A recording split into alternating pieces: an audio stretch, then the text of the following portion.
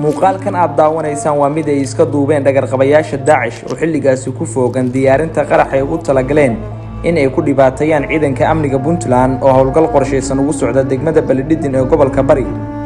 sida aad arkaysaan hadda waxay isku xirxirayaan qaraxyadii iyagoo isticmaalaya xargaha loogu talagalay deynabooyinka iyo batariyada mootooyinka. ninka isku xirxiraya qaraxa waxaa la dhahaa Agram oo u dhashay dalka Itoobiya gaar ahaan qoomiyadda Oromada. Agram ayaa ku jiray liis ee magacyadooda haysay laanta xogdoonka ciidanka BSF oo lagu raadjoogo. ninka kaamirada ka duubaya waxaa la dhahaa Amir Luqmaan Maxamed Xaaji iyo Maxamed Siraaj Salmaan oo u dhashay dalka Itoobiya. shakhsiyaadkan ayaa ahaa dhammaantood kuwa lagu raadjoogo. waxay hadda ka soo ambabixeen xaruntoodii si ay wadada u geliyaan miinooyinka ay sameeyeen.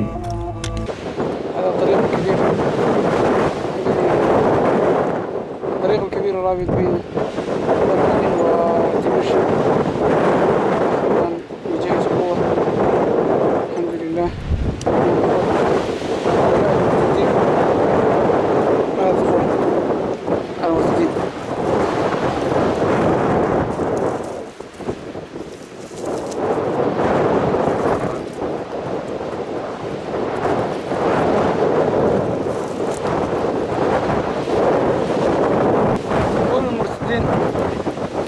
وهؤلاء الوزراء إن شاء الله حشد إن شاء الله ما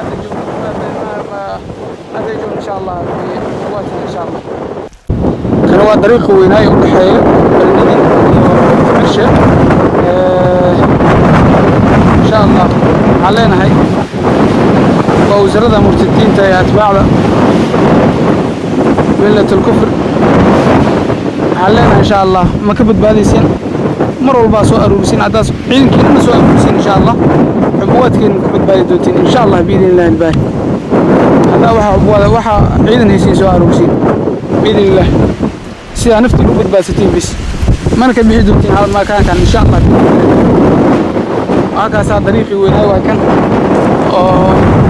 وسبحان هاي أساسا كلمان هاي الأقل دلو سي سعودو بلدين سيمر هاي طريقي ويناي waxa waaye mar walba inay inkaraan isku dayi jiray dawladda islaamiga amaliyaadkeeda insha Allah waxaa hadda goobta soo gaaray gaadiidka ciidanka difaaca Puntland ee BSF iyaguna waxay isku diyaarinayaan inay qaraxa ku dhibaateeyaan ciidanka.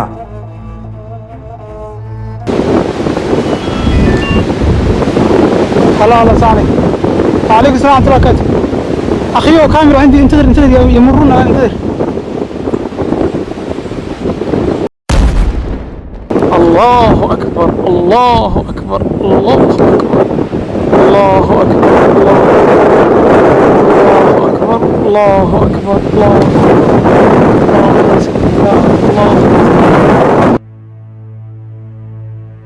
sida aad arkaysaan qaraxii ayay qarxiyeen waxaana alla mahadiisa in aan ciidanka wax khasaare ah ku gaarin marka laga reebo muraayada gaariga oo jabtay. ciidanka ayaa ku guuleystay inay dilaan labadii nin ee maleegayay dhagarta aysan ka fiirsan halka ay ku dambeynayso.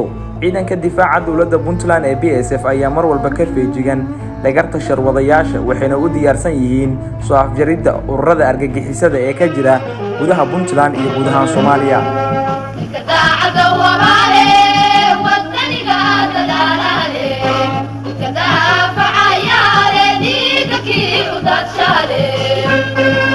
Thank you.